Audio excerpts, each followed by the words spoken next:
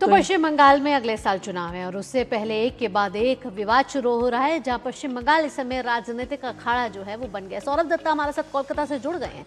सौरभ का रुख कर लेते हैं। सौरभ, यहाँ कई और राज्यों में भी एसआईआर हो रहा है, लेकिन पश्चिम बंगाल हमेशा सुर्खियों बटोरता रहता है। लेकिन अब नया विवाद यहाँ खड़ा हो गया, वो है बाबरी मस्जिद से जुड़ा हुआ। राजनीतिक दलों की प्रतिक्रिया हमने सुनी, लेकिन जिस तरीके से अब ये बाबरी मस्जिद का जो नया मामला शुरू हुआ है, ऐसे में आरोप प्रत्यारोपों का जो बयानों के जो बाण हैं वो और गर्म होते हुए नजर आ रहे हैं।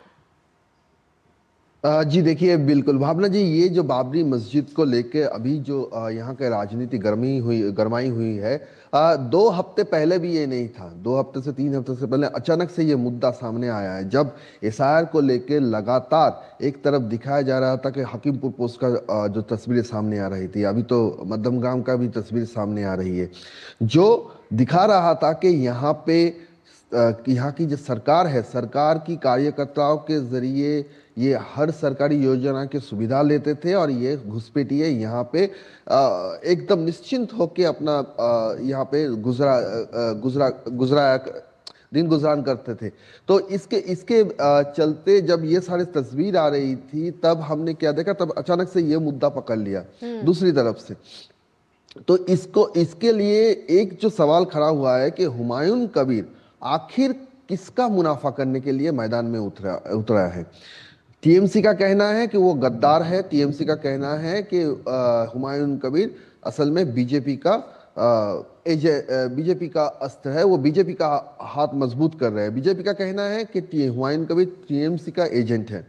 लेकिन इस बीच अगर हम जो सिचुएशन, शनिवार को जब ये शिलान्यास का कार्यक्रम हुआ, वहां पर अगर देखें, अगर कुछ ना बोलते हुए अगर जो सिचुएशन है, जो तस्वीरें सामने आए, उसके ऊपर अगर नजर डाले तो क्या देखेंगे कि स्टेट एडमिनिस्ट्रेशन का एक हेल्प उनको मिला है पूरी ये जो शिलान्यास कार्यक्रम है वो करने के लिए, क्योंकि बहुत सारे पुलिस वहां पे मौजूद थे। पुलिस मौजूद होने के बावजूद वहाँ पे जो नेशनल हाईवे है NH-12, वहाँ पे काफ़ी लोग इकट्ठे हुए, जैम हुए।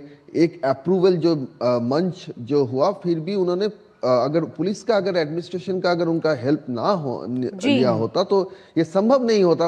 कि हुमायूं कबीर कौन है, कि रेजीनगर के लोकल लीडर है, इससे ज्यादा तो उनका अभी तक तो कोई व्यक्तित्व है नहीं। बिल्कुल। और उसके चलते वो लगातार बयानबाजी कर रहे हैं। अभी यहाँ पे करेंगे, फिर बीरभूम में करेंगे, अभी वो एक के बाद एक नाम जुड़ रहे हैं, डिस्ट्रिक्ट का नाम भी जुड़ रहे हैं। हाँ। तो ये सब क्यों हो रहा है? अगर गवर्नमेंट, स्टेट गवर्नमेंट अगर सच में हुमायूं की इस डिसीजन के खिलाफ है तो गवर्नमेंट तो उसको रोकेगी। जी बिल्कुल। तो इसको लेकर क्या कुछ प्रतिक्रिया यहाँ पर टीएमसी की तरफ से आ रही है, जो कि सरकार तो उन्हीं की है, ऐसे में लॉ एंड ऑर्डर तो उन्हें संभालना है। और जिस तरह से एसआईआर को लेकर भी घोटालों की फहरिस्त लंबी होती जा रही है, सस्पेंडेड बीएलओ का सिग्नेचर मिलता है तो वहीं पूरा का पूरा गांव खाली होता है।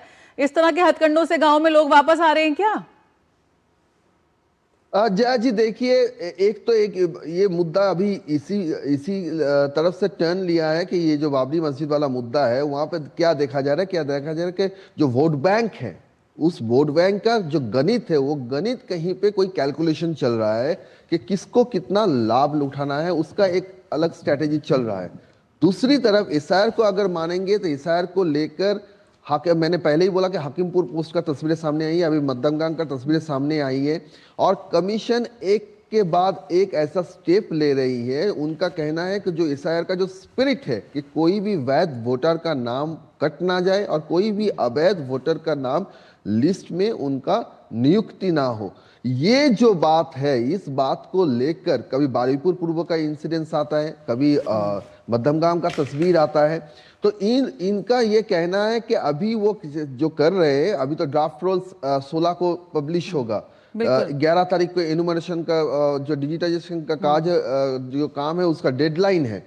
उसके बाद जो हियरिंग होगा, उस हियरिंग में भी कमीशन, चुनाव आयोग चाहती है कि वो जो हियरिंग हो वो भी इन कैमरा हो, उसका भी डिजिटाइजेशन हो। मतलब जो हियरिंग में जो डॉक्यूमेंट्स डाल रहे हैं वो भी डिजिटलाइज होके पब्लिक के सामने वो दिखाया जाए कि क्या क्या डॉक्यूमेंट्स इन लोगों ने डाला जिनको हियरिंग फेस करना पड़ा। ये उनका ये तरीका, उनका कहना है कि क्योंकि जिस तरह से कमीशन 4 नवंबर को कहा वारीपुर पूर्व में कि इस बीएलओ को हटा दीजिए, इसका टीएमसी के साथ डायरेक्ट लिंक है, पॉलिटिकल पार्टी के लोग हैं, इसको नहीं रहना चाहिए।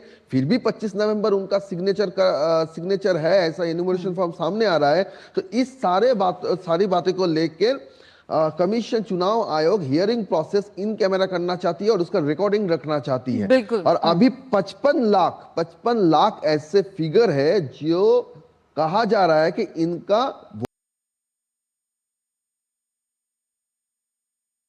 जो एब्सेंटी है, डुप्लीकेट है, सबको मिला के, लेकिन ये फिगर भी कहीं ना कहीं लग रहा है इससे ज्यादा फिगर होना चाहिए। 55 लाख नहीं, और भी ज्यादा। ये मध्यम गांव की इसका मतलब बता यही है रही कि ममता सरकार की इस समय बता रही है। मुश्किलें बढ़ती जा रही है। पहले एसआईआर था, अब बाबरी मस्जिद है, ऐसे में ममता सरकार कहीं ना कहीं गिरती हुई नजर आती है। फिलहाल सौरभ, तमाम जानकारियों के साथ आपका बहुत बहुत धन्यवाद।